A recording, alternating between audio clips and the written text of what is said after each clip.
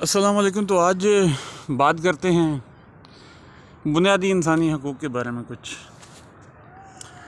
Fundamental rights human. तो ये इस्लाम से पहले यानी कि किसी मज़हब ने भी प्रोवाइड नहीं किया था किसी भी इंसान को, फिर चाहे उसके फंडामेंटल हों या कोई दूसरे रूल्स हों।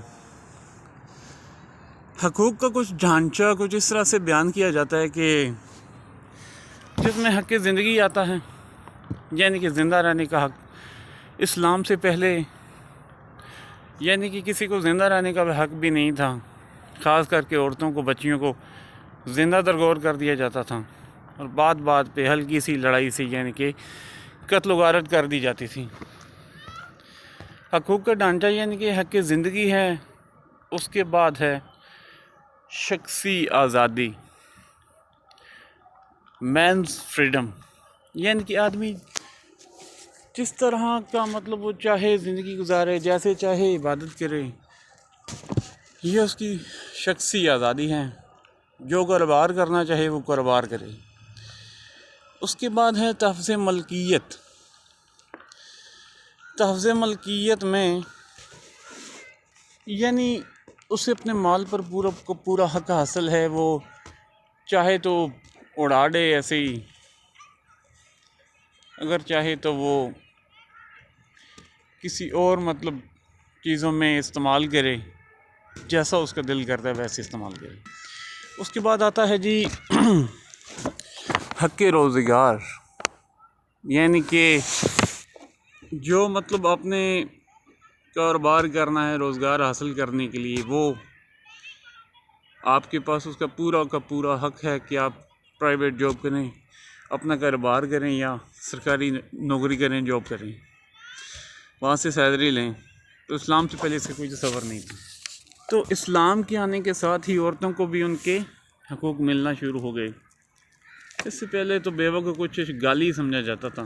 फिर नबी पाक सल्लल्लाहु अलैहि वसल्लम ने बज़ाते खुद अपनी ज़ात भी इसका इम्प्लीमेंट करके औरत की अहमियत को वाज़े कर दिया कि औरत भी इंसान है, औरत भी इंसान है, इनके भी कुछ हकूक़ होते हैं, ज़िंदा रहने के, फैमिलीज़ के, ख़ानदान बनाने के, ख़ानदान को बढ़ाने के, वगैरह वगैरह।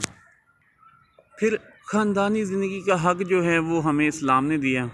इससे पहले दुनिया में किसी मज़हब ने ख़ानदान का तसव्वुर नहीं दिया, मौजूद ही नहीं था। लोग ऐसे ही जानवरों की तरह ज़िंदगी बसर करते थे। तो ये उनके लिए, इस चीज़ के लिए कोई कायदा कानून मौजूद ही नहीं था। अकायद का हक़, यानी कि पाकिस्तान में इस्लाम की वजह से आप अपने परवरदिगार को मान सकते हैं, इबादत कर सकते हैं, कोई पाबंदी नहीं है यहाँ पे। उसके अलावा अगर कोई इस्लाम से नॉन मुस्लिम होना चाहे, अल्लाह ना करे, तो उसके लिए भी कोई दीन में जबर नहीं है। कोई नॉन मुस्लिम से मुस्लिम होना चाहिए तो उसके लिए भी कोई दीन में जबर नहीं है। दीन तलवार से हासिल नहीं किया जा सकता, ये तो इस्लाम से हासिल होता है, प्यार से हासिल होता है। उसके बाद तालीम का जो हक़ है वो इस्लाम ने दिया, यानी औरतें तालीम भी हासिल कर सकती हैं, मर्द भी तालीम हासिल करें। तो इस्लाम से पहले इस चीज़ के कोई ख़ास तसव्वुर नहीं था और ना ही कोई अपर दर्जे के लोग चाहते थे कि हम जो हैं तालीम वगैरह हासिल करके उनके बराबरी तक पहुँच सकें। जैसा कि मैंने भी पहले भी आपको बताया कि बंदा को PPSC का इम्तिहान दे या CSS करे, ATC वगैरह वगैरह।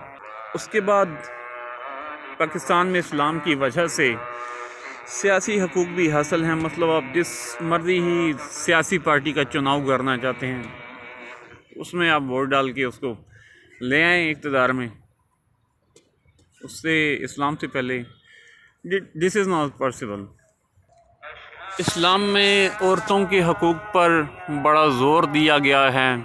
इससे पहले यानी इससे पहले या जो भी इस्लाम लाए, उनके इस्लाम से पहले इस्लाम लाने से पहले औरतों को कोई ख़ास हकूक़ हक़ नहीं दिए जाते थे। तो ये अहमियत भी इस्लाम ने उजागर की। Thank you.